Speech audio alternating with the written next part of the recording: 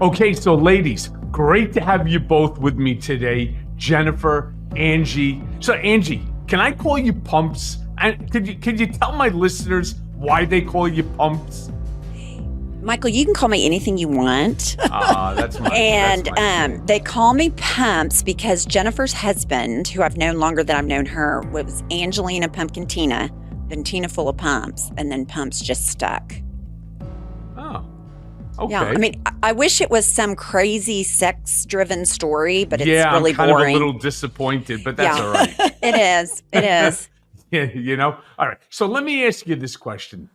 Why did you two start your podcast, I've Had It? All right. I mean, to begin with, were you fed up with something in particular? Give my listeners a nice little background story on how I've Had It came to fruition. Okay, so we were on in 2016 through 2019 a Bravo series called Sweet Home Oklahoma. And then we did 2 seasons and then it was not renewed. And we were fine with that. We lived our lives and our teenage children were like, hey, you guys still have all these people on Instagram that want you to do something. You're on the phone nonstop bitching about everything. Why don't you start a podcast? So we kind of floated the idea for like a year, but never organized enough to do it. And then we did it. And it's like, we never imagined that it would blow up the way it has because it's only been a podcast for 18 months. Huh. And let me ask you this then, give my listeners a little flavor of I've Had It, what it's all about, how many followers you have now, because you get some incredible guests. Give us a little taste of what I've Had It is all about. I've been on the show, and I'll tell you, Yes. I had a great time with you two. So I've Had It is about petty grievances in general. For example, couples that sit on the same side of the booth, gender reveal parties, people that walk down a sidewalk and then stop abruptly without any mindfulness that somebody could be walking behind them. The whole experience of TSA, people taking their socks and shoes off on airplanes. But also because we live in Oklahoma City, which is a deeply red state, and we are very progressive, we clearly have had it with a lot of conservative politics, particularly the MAGA movement. And so we have definitely ventured into those areas. We recently had the Vice President, Kamala Harris, on the podcast, which I would say would probably be the peak. So considering my and Angie's history of abject incompetence, we know that we will faceplant any moment. So we appreciate you having us on your podcast before our imminent faceplant. Right. Oh, I don't think you girls are face planting anything. Can we talk about a little bit about Kamala? I've had an opportunity to meet her. Unfortunately, not on a podcast situation where I was in control, but rather when I was testifying before one of the Senate committees that she was obviously sitting on. And that was also before she became vice president. And I thought she was actually terrific. She was incredibly warm, which I was shocked at. And she was very kind. Tell me how you guys found her. Because she gets, and talk about, I fucking had it. That's what my show would be. I fucking had it. And I'm with you. I'm with the two of you. I'm walking yesterday with my wife in the street. And there's a guy who's standing there right in the middle of the crosswalk on his cell phone, just looking down. It's the only way. So literally, you have to now fight with a pole that's to the left. And then you have to fight with people who are on your right because this fucking jerk off is standing right there in the middle. How about just keep walking? Look, I get it. There's a lot of things that I've, had it with also. Tell me what you found as it relates to Kamala, because she gets attacked an awful lot by people where, oh my God, could you imagine if Joe Biden dies and Kamala Harris takes over, the whole fucking country's ruined. And I say, why do you say that? What is it about her that you don't like? The fact that she's a woman? Yeah. That she's a woman of color? That she's smarter than you? That she was a former prosecutor? What is it about her that you don't like? I think that she's threatening because she is a woman. She's a woman of color. And I also think that when you listen to her speak, she is thoughtful. She is well versed on every area. When we were sitting down interviewing her, as you know, I'm an avid consumer of you on all your podcasts, read the books, the whole nine. I could not get over the difference between cliche politics versus thoughtful policy affecting citizens. Like, it was such a contrast when we were sitting with her, because I just thought, we've got drill, drill, drill, lock her up. That's policy on the right. And then the left, you have somebody that's very thoughtful, has an idea of policy, how it's going to affect the citizens. It's just, she is very impressive, and she's warm and she's funny. I really was impressed by her. And what we thought was so funny is she's pretty short in stature, but she commands a room like there is. I mean, you think she's 8 feet tall. I mean, she is warm, very magnetic, I thought. Well, she does wear very high heel shoes all the time. I was still taller than her. So she could be 8 feet tall with the high heels. See, that I've had it. All right. My wife happens to be 5'9". And when we go out, let's say to a formal affair, she's always my equal height because she has those 110 millimeter shoes, right? Or centimeter shoes that makes her equal to me. I've had it. How come they don't make shit like that for men? All right. I'd be 6'4" then. They do make it for men, and we call Ron DeSantis Governor Kitten Heels because he always is wearing a kitten heel. So we have affectionately named that faceplant of a governor, Governor Kitten Heels. Yeah, but those are like 1 or 2 inch lifts. I'm not talking about that'll give you 4+ inches on your height. I mean, I don't get it, because that's another thing I've just had. But I'm with you on Kamala. I don't understand. She has what many people refer to as Hillary Clinton disease. She, for whatever the reason may be, people don't like her. Right. And I don't understand it. And I'm not saying people don't like her on just the Republican side. I hear that shit from Democrats too. And I say, have you ever met her? Have you ever spoken to her? I'm just trying to figure out, what is it about her that people don't like? I don't get it. And they're so fast to point a finger at her. Oh, her stepdaughter, or is saying something negative about Israel, pro-Palestine, and so on. And I said, so? Everyone's entitled to an opinion. It may not be my opinion. I may not agree with it, but that's a reason to dislike Kamala? I mean, I just don't get it. I don't get it. I mean, do you like everything that comes out of Don Jr.'s mouth? Do you like everything that comes out of Eric's mouth? Or Ivanka? Or Jared?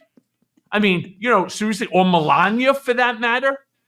But for whatever the reason may be, there's just this thing where people are insanely hard and rough on her. And I don't know the reason why. I figure you guys would probably be better situated to answer the question, in that you spend quite a bit of time with her one-on-one. I think that it is an uphill battle for female politicians. I think that there is so much misogyny, both subconscious and conscious. And then in women, there is internalized misogyny, which I have, kind of had to deal with, having some of that as well as a Gen Xer. And then I think you throw in the skin color on it, and it is just, we are still trying to evolve as a civilization beyond that. But I mean, why was everybody so upset about Obama in a tan suit? Well, let me think about it. Oh, that's right, he's black. I think that sometimes the simplest answers are the correct ones. And with this situation, you've been around her in her presence. She is intelligent. She has a megawatt presence. She is a force of intellectual nature, beyond competent, would be an incredible commander in chief. And here's something that I think is so irritating right now. So we were Jesse Waters did a 9-minute expose on our interview with Kamala, and he had a 9-minute primetime meltdown. It was hysterical. So I went to his YouTube and I started reading the comments, and it's like, she slept her way to the top. She's a slut. She slept her way to the top. And I'm like, are you fucking kidding me right now? Donald Trump has fucked so many people, and that doesn't bother you. Well, Right. what's the situation with the disparity? And it is that as a society, it's okay for men, to sleep with whomever they want to. But when a woman does it, which we don't know if that's true or not, who gives a shit? Right. If when and where the vice president, what her sex life is completely irrelevant to anything. But there's just this desire to say that she is not that intelligent because of who she is, but because a man must have had his way with her, and therefore she made it to the top, which is really gross and sad. Yeah. Well, Jen, let me just put it to you this way. I'm going to drill down on those two points that you brought in. First of all, I'll take the easier of the two, which is her intelligence. This is another thing that scares white privilege. Mhm. And white privilege is not necessarily socioeconomic. Female, black, and smart. Use the same concept now with Barack Obama, okay? Black and smart. And people would be like, for example, Donald Trump used to turn around and say, I've never seen anybody go from whatever the name of the college, I forget, that Obama went to Harvard Law. It's never happened in the history of this country. Somehow or another, he managed to get in because of reverse discrimination or that quota or something like that. Barack Obama graduated number one in his class. Donald Trump didn't graduate, anywhere near the top, like he likes to tell you. In fact, in fact, he graduated towards the exact bottom of the class. No, it's true. It's true. He'll tell you that he was top of his class. No, he wasn't. All you need to do is go online, and those documents are actually printed. Who made, magna cum laude, right? And who made summa cum laude? He didn't even make cum laude, right? I mean, he legit. His sister turned around and said, if it wasn't for his father, number one, he never would have gone to University of Pennsylvania. All right, he went to Fordham, which is probably a school that he belonged in, not University of Pennsylvania, and that he would have been thrown out, but for the fact that he was the son of Fred Trump. So Right. you have a lot of this where if it's a black person and they're really smart, you got to figure out how to knock them down. And then Yep. on your point, about a woman versus a man's sexuality, just think about the labels that are associated to those actions. If a guy sleeps with a lot of women, he's what? He's a stud, right? Stud, yeah. If a woman sleeps with a lot of guys, she's a what? She's a slut, Sure. right? Right. Oh, exactly. Complete misogyny. Yes. You're right. I'm with you. It's gross, and I've had it. Fucking had it. Had it. Because this Gross. woman, this vice president, is really a phenomenal person, and she is so accomplished, and we were in awe. But at the same time, she was relatable, personable. She is the whole entire package, and Yeah. I feel like we are so lucky. Yes. As a country, I, for one, am so grateful. I think we all have kids around the same age, that my kids can see this woman as the vice president and how impressive she is. And I have immense pride. But here's something that's so different about the right and the left. The right, they believe that you have to support every single thing about Donald Trump, everything. Yep. From, all of his lies, everything that he says, all of his wackadoodle bullshit. They 1,000,000%, every molecule of their DNA has to support him. If you're on the other side of the political spectrum, you have to vibe with the person in general. Like, generally speaking, I agree with around 70 to 90% of what this person says. we are not so intellectually challenged that we believe every single thing that the political party puts at us, because we are critical thinkers on the left. And so you might say, I really agree with the Democratic Party on these issues. On these other issues, I'm a little bit more conservative, or I'm even further to the left, and that's okay. And that's the difference between both parties right now. One's a cult, and the other one allows free thinking. You see, I don't agree with the Biden administration's 70% or 80%. In fact, I ascribe more to what was his name? Why am I blanking? Edcot. The Edcot Theory. If you agree with me 6 out of 12 times, you should vote for me. If you agree with me 12 out of 12 times, you should see a psychiatrist. You're not supposed Exactly. to. You're not Right. supposed to agree with everything. I have a different background, whether it's being male, whether it's being white, whether it's being Jewish, whether it's being a lawyer, whether it's being, a maniac, whatever it is, I have my way of thinking. Joe Biden is different he's not from New York, he's Delaware. I mean, we all have differences. I just agree with the fundamentals that he wants to bring to the office, that he has brought to the office, and there are things as I said before, that I agree with. There are things I disagree with. But the one thing that everybody should acknowledge, he's a decent man. Right. He's a Yes. good human being. He shows empathy. The president of the United States is not supposed to be the be-all, end-all problem solver. You see, that's where Trump is making a shit ton of mistakes. He thinks that this is the Trump organization, that he is the end-all, be-all decision maker for everything, and that he can do everything on his own. The fact of the matter is he didn't do everything on his own in his own company, and he certainly cannot do it as president of the United States. The system is not set up for it. The system doesn't want it, right? Because a person who makes all the final decisions, makes all the decisions, is not a president. It's a king. It's a monarch. It's a Führer. It's a supreme leader. It's not a president. And that's where he's fucking up. And the fact that Republicans allow him to do it, that's why he's fucked up their whole party. Yeah. And The Laura Trump thing with the final, putting her in charge of the RNC, I'm like, that is going to implode. I mean, there's just no other way it's not going to implode. And I have to say, from reading your book and watching your podcast this week, that Trump has called her horseface. She was the original horseface. Yeah.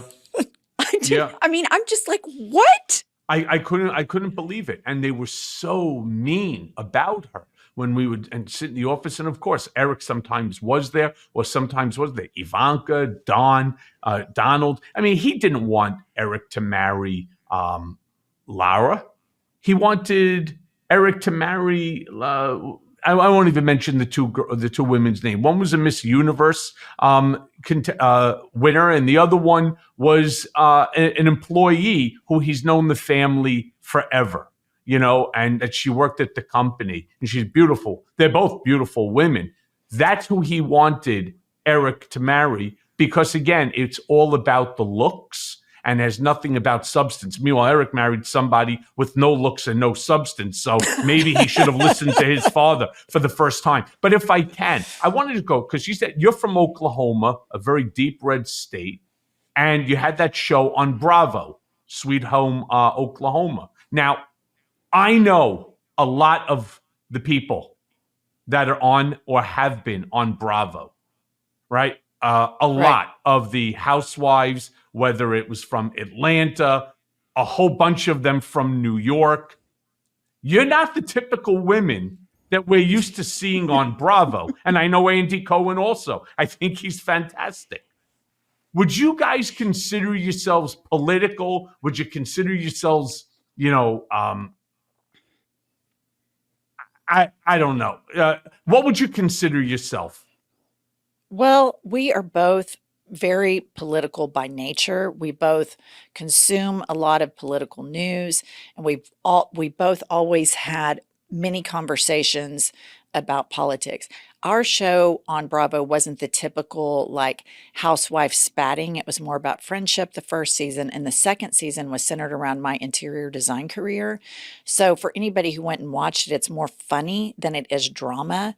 We're the type of people, I mean, if I was out to dinner and somebody threw a glass of wine, I'd be like, bitch, I've had it. I'm never going to dinner with you again. And that Right. would end it. It wouldn't go on 17 more episodes. Now, I understand that that is a respite for a lot of people to watch, and I don't want to yuck anyone's yum who likes that. Here's the thing. Neither one of us really ever watched those shows. So it was fun, and it allowed for a platform for us to do the podcast, which we enjoy so much more than we did television. Filming a reality show is exhausting. It's not fun. You have to come up with a lot of shit to do. Bravo and our production company Evolution were great to us. We had a wonderful experience, and it teed us up to where there was a little bit of an audience when we launched I've Had It. But this is more of our space where we can really talk about what we want to talk about. And being from a red state, we're literally on the front lines of what Trumpism and what the MAGA movement does. So I hear a lot of people out on the internet talk about, oh, well, there's really no difference between Donald Trump and Joe Biden. And this person might live in California, or they might live in New York. And my point is, yeah, where you live, you have a state government that's protecting you from these policies. Where we live, we have a governor who is adamantly pro-life, a full abortion ban. We have a state government that is full-blown Christian nationalist that is now funding a Catholic school with state funds, with taxpayer dollars, which is obviously unconstitutional. We have a superintendent of school for the state that is putting the 10 Commandments, banning books left and right. And so we live where the politicians that were emboldened and inspired by Donald Trump, where they are now in power, and it is not good. There are signs when you go into doors of restaurants, of movie theaters, your firearm is not allowed in here. Why would they have to put that? Because we have an open carry policy everywhere in the state. And so we see firsthand what happens with Trump policies. We are ranked 49th in education. If you include the District of Columbia, we are ranked the 51st state for women to live in the United States of America. So you can see what Republican, Trumpian supermajorities do by looking at the Bible Belt, because they have everything that they want. Look at what Arizona just did with that Supreme Court. Yeah, we're gonna get to that too. It's not good. No, it's not. Hey, can I ask you, just going back to the interview you guys did with Kamala? First of all, two questions that I want to ask you. First, how did you even make that happen? Right? I mean, I know that I've Had It is popular. Since I started Mea Culpa, thanks to my legitimately incredibly loyal supporters, we have more than 300 million downloads since we've started. All right. I can't get Kamala Harris to come on. That's my first question. I want to know, how did you get her on in the first place? But more importantly, did you guys really talk to her about feet? I'll take the first one, and Pumps can take the second one. Okay, so the first one is that our agency, WME, out of New York, coordinated with the campaign, and they called us. And of course, Pumps and I are freaking the fuck out. Like, we can't even imagine that it happened. So it was arranged through our agency and the campaign for that to happen.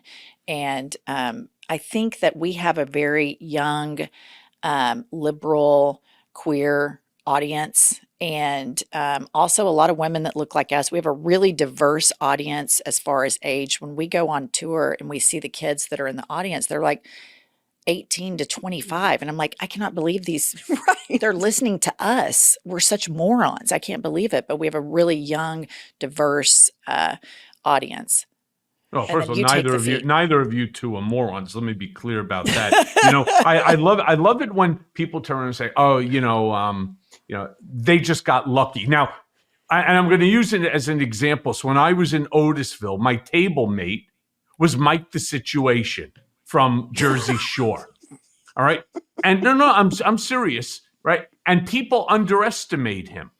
They do. Right. They completely underestimate. Oh, he's that Jim Tan laundry, whatever. He's an idiot. He's this, he's that. Let me be very clear. No, he's not.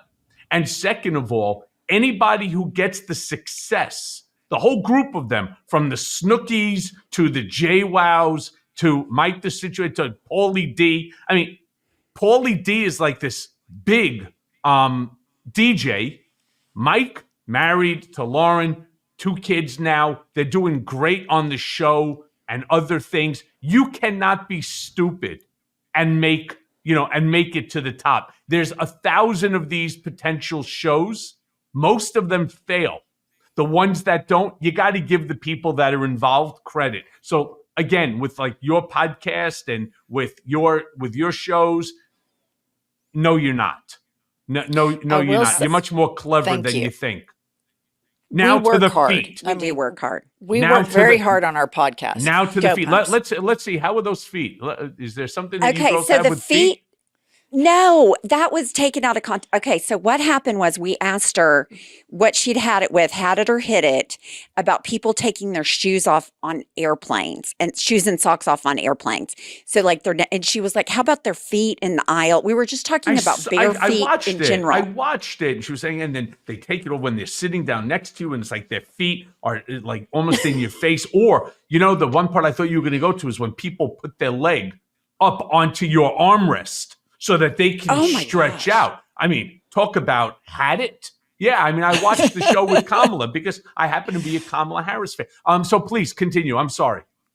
Yeah, no, it was just the feet thing. I mean, I don't think anybody is all for feet on airplanes. I just don't. TSA, you walk through TSA, your feet are dirty. Like nobody wants to see anybody else's feet. So she was as equally offended by all that as me. Okay, so Michael, I know it's your podcast, but I have a question I have to ask. I mean, I have been sitting on this. And Angie, you can ask me anything you like. Okay, this. Hey, Jen, do you know that Angie and I are going on tour? Yeah, absolutely. No, okay. So Trump's abortion announcement comes out on Tuesday. The thing that struck me the most is that fucking makeup. Like, I don't understand how that makeup is so bad. I mean, he's wealthy beyond words, regardless of what is, 8 billion, 2 billion, 500 million, whatever. He can afford a makeup artist, a professional makeup artist. He had one. Does he have one every morning? No. So he had one because she was paid for by The Apprentice. I mean, you have to understand, he is incredibly cheap. Not just with everybody else. He's incredibly cheap even with himself. All right. He had a makeup artist when The Apprentice was paying for it. As soon as The Apprentice was over, so was her position.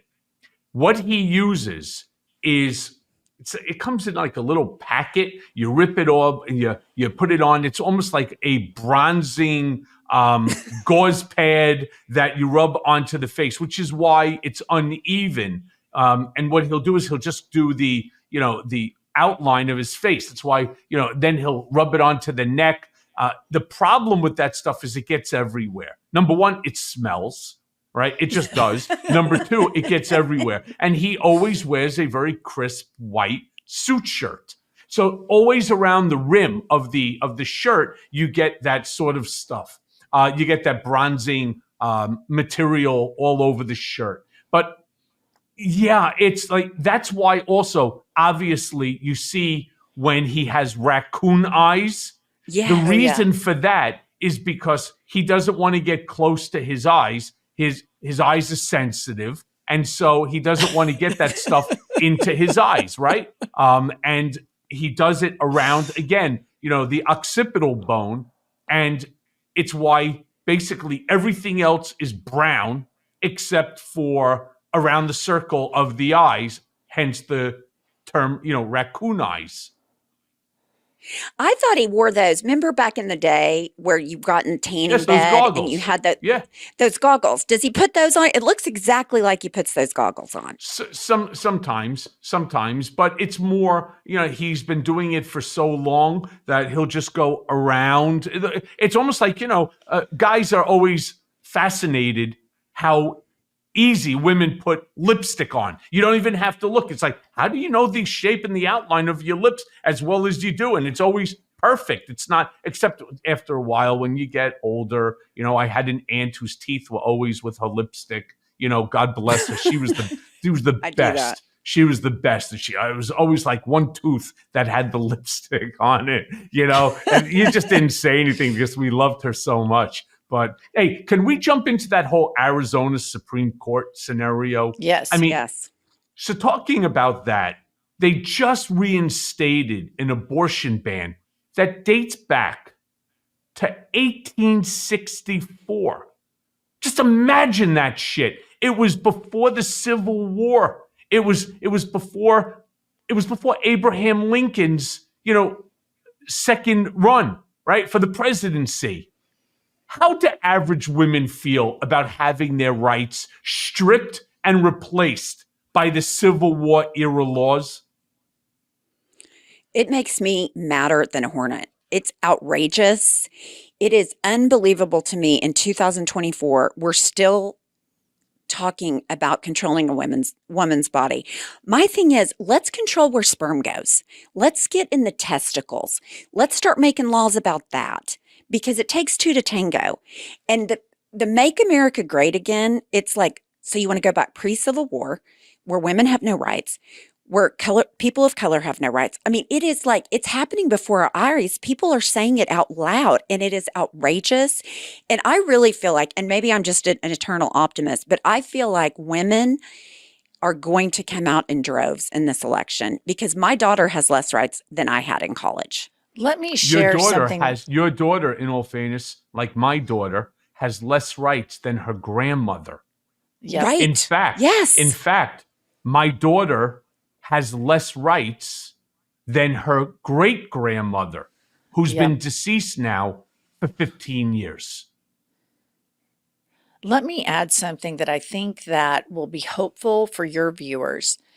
When Roe was overturned, I was looped in on a group message in Oklahoma City, and it was from some women that I knew that were out of the closet Democrats in this very red state. And we had always seen each other at all the same fundraisers. I'm like, oh, there's Sarah, there's Suzanne, because there wasn't that many of us, right?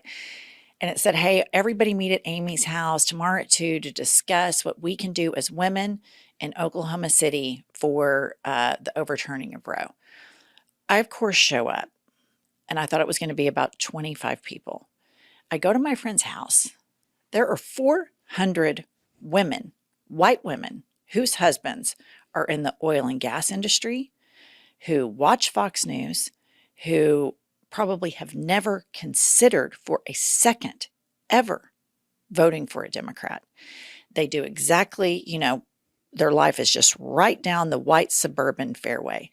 My jaw was on the floor at the mobilization of this group of women because I couldn't believe it, because I knew so many of them were so far right and I couldn't believe it. So this was right before our most recent gubernatorial election. So we all mobilized, we had a march, we did all of this stuff. And the Republican governor won a second term. But what's important here is that Oklahoma County, where Oklahoma City is, it turned blue, and it turned really dark blue. And so I think you're going to see in this next election, of course, there are millions of Trump supporters, and it's maddening and saddening and terrifying. But I can just tell you the shock of living in Oklahoma City my whole life and seeing these women whose husbands are hardcore right-wingers standing in this living room saying, I'm not going to stand for this. My daughter's in college, or my daughter's 5 and I don't want her to grow up like this. And I think that women are going to come out in droves. And as sad as this Arizona thing is, I think it's important that these things happen in the lead up to the election to remind the voter this is what they want to do. And women's rights and gay rights and social justice rights are all connected. All of those things are all connected because it's the same group of white Christian nationalists that want to control all of that and consolidate power. And so I hope, go ahead. Yeah, I'm sorry, continue. So I hope that people feel motivated and hopeful moving into the next election that this is going to have a huge impact. Yeah, I mean, I'm with you on that. You know, when I was at the Trump Organization and when the campaign was going on, I had an opportunity to meet Harold Hamm, as an example, one of your Oklahomans, mega billionaire. Yes. In fact, he was one of the big sponsors of this $800,000 per plate Mar-a-Lardo dinner, you know, in honor of trying to get Donald Trump some more money. And I had many conversations with Harold. And I got to tell you, I found him to be insanely interesting and wickedly, wickedly bright. I am always baffled, I guess is the word, why these wealthy, rich individuals, he doesn't need another dollar for the rest of not just his natural life, but his children, grandchildren, great-grandchildren, and great-great-grandchildren, assuming that somewhere in that lineage that they're not stupid and try to do, to buy an island, right, and to build it from their own, petty cash. Short of that, his family lineage will live for an insanely long time without ever having to even pick up a pencil, right? I don't understand why these people are in the Trump camp. I truly don't. To me, it makes no sense at all because here's a prediction for you. Ready for this one? And I've been pretty right in my predictions. Donald Trump will, if God forbid a million times he becomes president, the first thing that he does after, of course, rewriting the Constitution and jailing a couple of people who he hates, probably myself included. I was going to say, you're first on the list. I don't know if I'm first, but I'm definitely up there.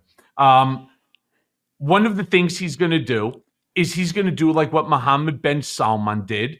He's going to round up all the mega billionaires, the people that helped to raise money for him, right? Like the Harold Hams. He's definitely going for Elon Musk, Jeff Bezos, Zuckerberg. He's going to go for Bill Gates, all the mega billionaires.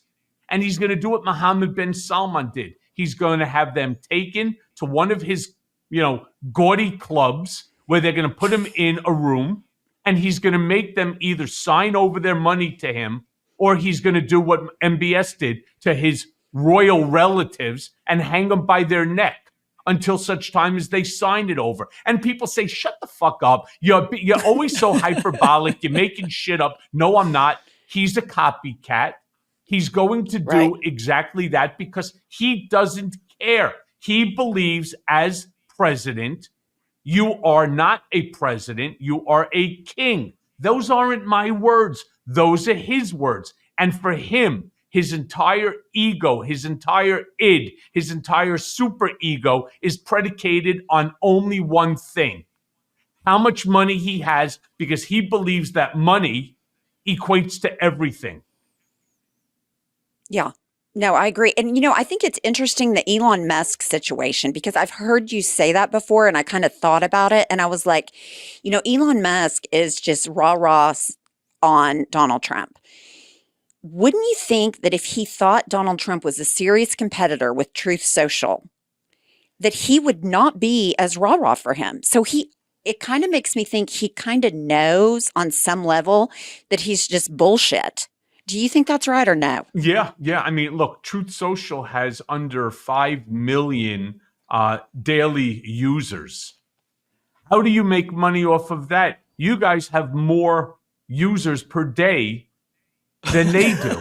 I mean, think about that. They did $4.1 million last year in total income with a $59 million expense liability. They're negative $54 million in terms of income to debt, with no business plan. I mean, what do you expect? Right. You got that fucking moron Devin Nunes at the helm, right? I mean, talk about a dumb shit. There you go. But they have no business plan. There's no way for them to do like what Twitter or X does, or Facebook or Instagram, where you have like 250 million daily users. There's a reason why Truth Social has already lost more than 50% of its market value in under 2 weeks, because, as you said, it's a bullshit company. Hey, can I ask you this though? Because since we're talking about women and predicting, obviously, and how they're reacting to the loss of their rights and reproductive rights and so on in November, do you think that'll be enough to end Trump's political career? I'm an optimist. So I'm going to say yes. I think the power of women that come out to demand their rights, I think it's going to be overwhelming. I think that even though the polls are now excuse me, the polls are now saying that, that Biden's up now in the swing states. I just think women have been underestimated in all of these elections since Roe has been overturned. And it's just been, every state that it's come on the ballot, it's passed overwhelmingly. I really believe that women will be the difference in this election. I really do. And what about you, Jen? I can go either way. Because I was so traumatized in 2016, my jaw was on the floor. I never in a million years thought that could happen. So I am reluctant to be too optimistic.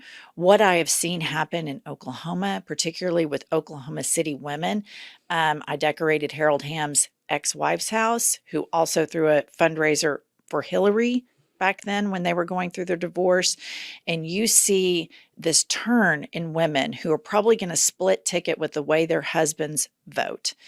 Because at the end of the day, having your rights taken away is traumatizing. And here's something that a lot of people don't talk about. Abortions are a lot more common than what people think. And in this religious state that we live in, if somebody's teenage daughter gets knocked up, there is a immediate desire, of course, to terminate the pregnancy. We always talk about rape, incest, and all of these things. And those, it should be available to whomever for whatever reason, but it's not spoken about a lot for teenage pregnancies and the trajectory that that teenager's life would go on should she be forced to give birth. And I know a lot of conservative evangelical women in states like this whose little darling has gotten pregnant and it is an immediate abortion. And I think you're going to have women that are splitting the ticket with their husbands. Don't get too excited. I don't think Oklahoma, they will call it the minute the polls close. Right. It will be resoundingly red. I seriously doubt he's going to win by the margins that he won last time. I don't know, Jen. I got to go with Angie on this one. When push comes to shove and you are there by yourself in the voting booth and you need to take your little pen and mark down Joe Biden or Donald Trump, even if you all along have attended these rallies, even if you find this ass clown funny, no matter what, you're sitting there and you're saying to yourself, and as a woman, yeah, this fucking guy is taking away my right. He's interfering in my decisions for my own reproduction. How much further are we going to allow him to do? And while I'm registered as a Republican, nobody's going to know what I voted, but I cannot support somebody who wants to interfere in what happens in my bedroom. And it doesn't just go to abortion. It goes to DNCs after a miscarriage. They're now fucking with IVF. They're also going after the day after pill, the mifepristone. At what point in time do you wake up and listen to some of the things that some of the other MAGA morons are saying, which is that women shouldn't even be allowed to vote? Women, there's one asshole that even said, I would go so far as saying women shouldn't even drive, thinking that he was being funny, right? No, I'm dead serious. That this is how far that MAGA needs to push upon itself to be the most MAGA maggot of them all. And I think that women and minorities, by the way, and I think the black community, so long, and this is where we're going to need the two of you, so long as we keep them energized on these topics to come out and vote. Because the only way I see Trump winning this election is because of apathy. Yeah. Right. Yes, I agree with that. Yeah. Because he does have a very motivated base. They love him. Yeah, it's just not big enough. And with the hope stupidity towards women, with the stupidity towards minorities. I mean, for God's sakes, Donald thinks that he's popular with the black community because he's been indicted for crimes 4 times. Not only is it racially insensitive, it's fucking stupid. And then worse than that, well, they understand me because I'm in the sneaker business. Really? Why don't you just turn around and say because I'm a drug dealer, right? I mean, he makes these racially charged statements that are not just insulting; they are inaccurate and worse, they're stupid. Everything he says is a lie. Everything he says is stupid. I mean, I've lost my patience with that a long time ago. But yesterday, he said out loud to cameras, he has done more for the black community than Abraham Lincoln. And I'm just like, he said that with a straight face. Like, what about his comment about Nelson Mandela? Throw that one in too. Oh, yes. Yes. I mean, it's unbelievable, the shit he says. And I'm like, everyone has to know that he's insane, but not everyone does. I think that there is, I don't know what the percentage is, but I'm always surprised when I go, like I went over to Jesse Waters' YouTube page after he did the 9-minute primetime expose on our podcast, because I was tickled by it. I thought it was hilarious. We laughed. And I started reading the YouTube comments. And obviously, it's an echo chamber, but I am so surprised by the numbers of Trump supporters. Yesterday, we filmed with the Good Liars, the comedians that go to the Trump rallies and interview them. And Pumps asked them, so are his crowds getting smaller? And they were like, no, I know you want us to tell you yes, but it is massive. He puts them on in these fields, and as they leave before Trump starts, because they said one speech sounds like all of them, it's a one-hit wonder. So they just want to get the Trump supporters on camera. And he said, as they leave, there are cars still lined up, traffic jams on the highway trying to arrive.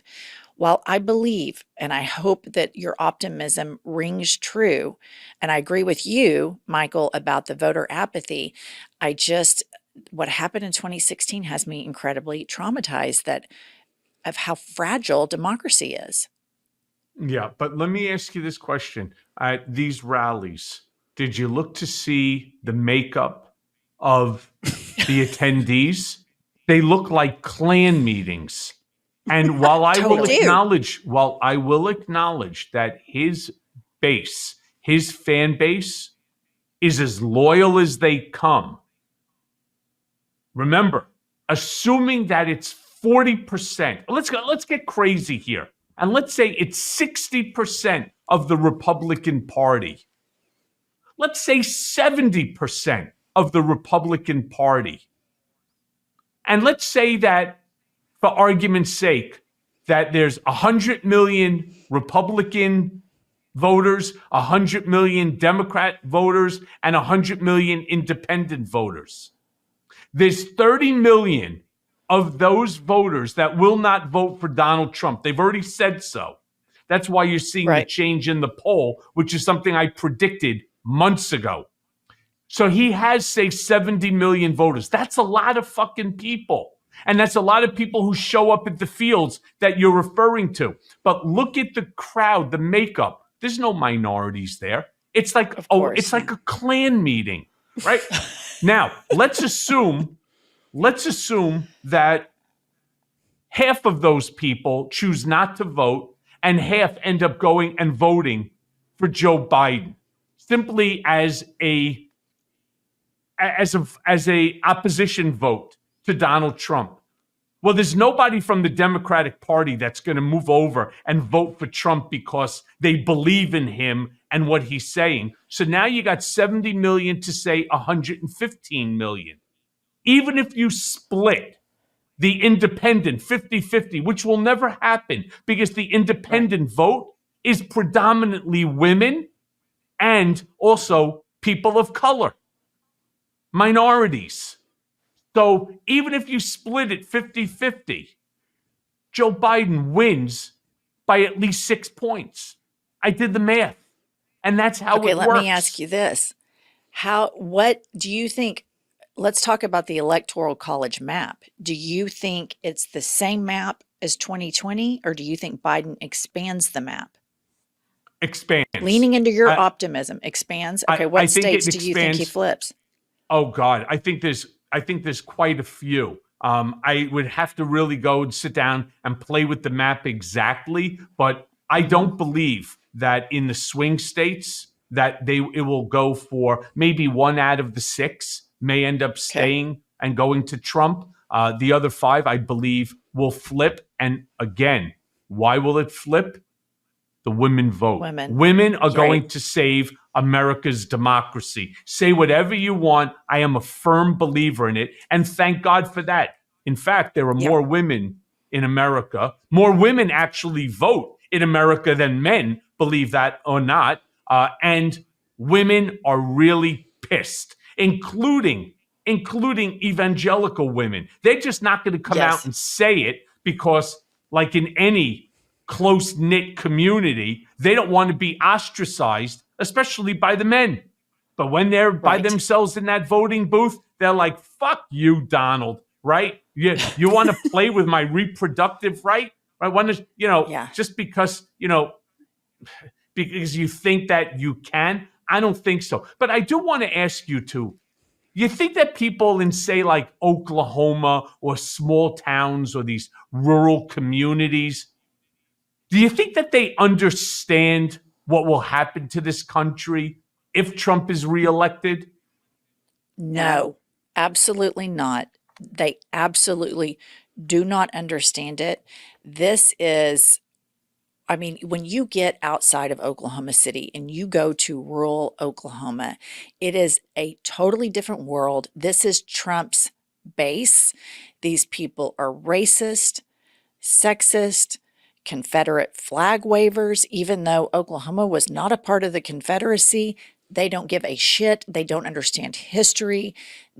For them, Donald Trump hugging an American flag was all he needed to do to prove his patriotism, and that's enough for them. This is very shallow, simple-minded thinking, and there's no question that rural Oklahoma is the same as rural New York. This rural mindset, these two Americas, there's no question that is Trump's base. When you live in an urban area and you live around women that have careers, maybe you have a gay coworker, maybe you work with a black person, maybe you work with somebody who speaks 4 languages, your mind opens and you're open to critical thinking. But like my husband is a criminal defense attorney, but he's from Hugo, Oklahoma, a town of 5,000 people. I think Trump carried Choctaw County something like 87%. He probably will carry it that same again. It is a Trump dump out in rural America. It is, and I never see Trump flags in Oklahoma, but when my son plays basketball and I have to drive to a small town, it's wild. You see them in people's yards, on their cars. You see exactly what you see on TV at a MAGA rally. You see that in rural America. You don't see it in the city. Even in Oklahoma City, you do not see Trump stuff, but you get to rural America and it is a Trump dump. Hey, Angie, can I ask you this question? Because Yeah. I've heard the two of you take on why people reminisce about the good old days. Because men were dicks and they could get away with it. I mean, think about like some of these movies where, hey, toots, and they give the waitress a slap on the ass. Let me tell you something. With women, especially taking, MMA and so on, you slap a woman in the ass, you better expect you're going to get sidekicked right in the jaw, right? I mean, go slap Ronda Rousey in the ass and see what happens. Right. But my question to you is, when I heard you say that, what about women, right? Why are so many MAGA women willing to embrace men being dicks? I don't get it. I think it's internalized sexism. Like, I think they've grown up with it. For example, my brother and I are both attorneys. My mother will tell me straight in the face, well, ask your brother about that if I have a question about the law. She doesn't mean to be sexist, but she just inherently believes that men have better answers than women. I don't think she's trying to do that. I think that's how she was raised. And I just think it hasn't evolved, particularly in the smaller counties, less educated people. And I think there is this almost like we want to be protected by men. Women think, oh, I need a man to protect me. What they don't realize is sometimes he's the predator in your family. You have to protect yourself. And I think that is evolving over time. But I really think it's just indoctrination from such an early age, generationally, that people don't even know they have it.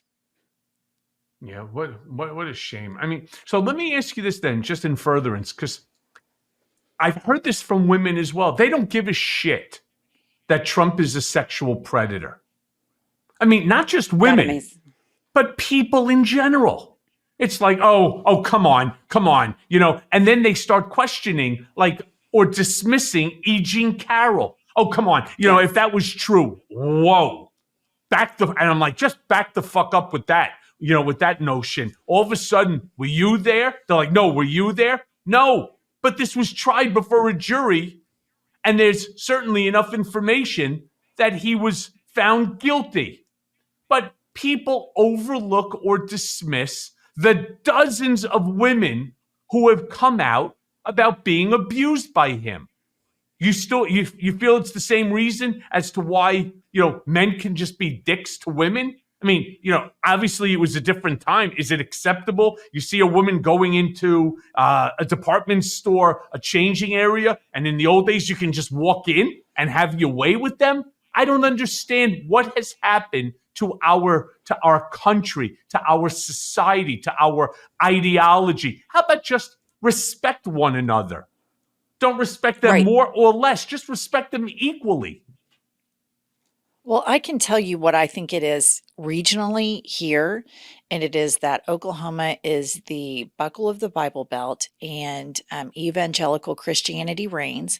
I wasn't raised this way. I wasn't raised with any religion at all, but as an observer and being around it all the time, women proudly say in Bible Belt communities, oh, I have to submit to my husband. Right. And they think that that's being dutiful to their creator by doing it. And they think that that means that they're being godly. So there is this inherent sexism in their religion where the woman has to defer to the man.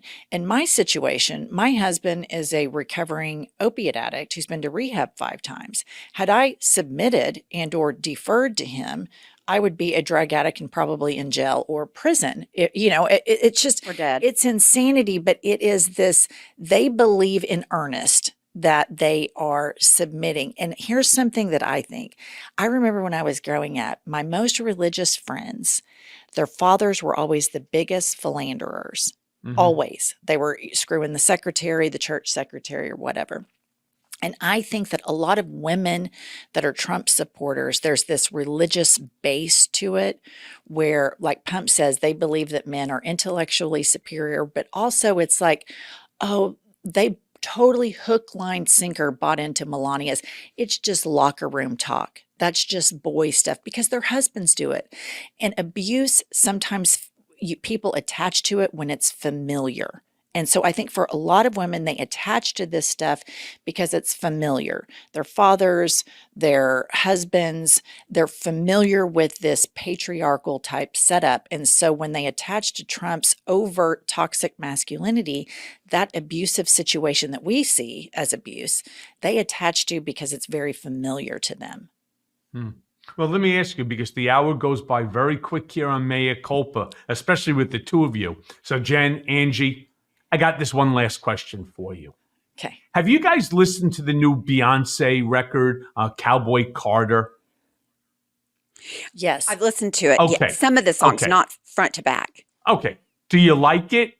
And how do you feel about all of the outrage that some country music fans have over Queen Bey's take on the genre? I mean, they're having a total fucking meltdown. Me personally, I'm enjoying watching it, but I don't understand it. I don't understand I think these are the same people that don't understand Kamala Harris. And what do Beyonce and Kamala Harris have in common? Yep. Oh, they're women. What's another thing? Oh, they have pigment in their skin. So I think that both of these things, where we started our conversation with you and where we're ending it, those grievances live in the same place. And how fucking entitled are country Western music people to think that they control what Beyonce can put out? Because, and also, these are the people that are like, freedom, you know, the American dream. But when somebody does it who doesn't look like them, they sure are butthurt about it. Same people that are mad about Taylor Swift. I mean, it's fucking ridiculous, dipshit, dumbasses. It makes me insane. Okay, but Michael, I have one more question, and you can't leave, because this is my prediction. I've been saying this. I don't know how many people believe me, but I'm rock solid on this theory. This trial coming up, which maybe you can't answer this. I understand that. You've got Trump that has to be there 4 days a week, let's say 9 to 5. He has to behave. He has to act like a grown-up. He has to exercise self-restraint. I really feel like the implosion is going to be so massive. It's going to be like a volcano eruption. I don't think he can do it. I do not think he can do this. Remember, Ange, we spoke about this on your podcast when I joined, and I told you that this case, and I've been saying it all along, and people once again, they disputed what I was saying. This is the case that would be first. This is an easy case to prove based upon the documentary evidence and the corroborating testimony, with or without my testimony. And that this is the case that, while it may not be the most offensive of the illegalities that are alleged to have been committed by the former president, that this is the one that's going to take him apart before the election cycle. And I stand by that. Now, do I think he's going to behave?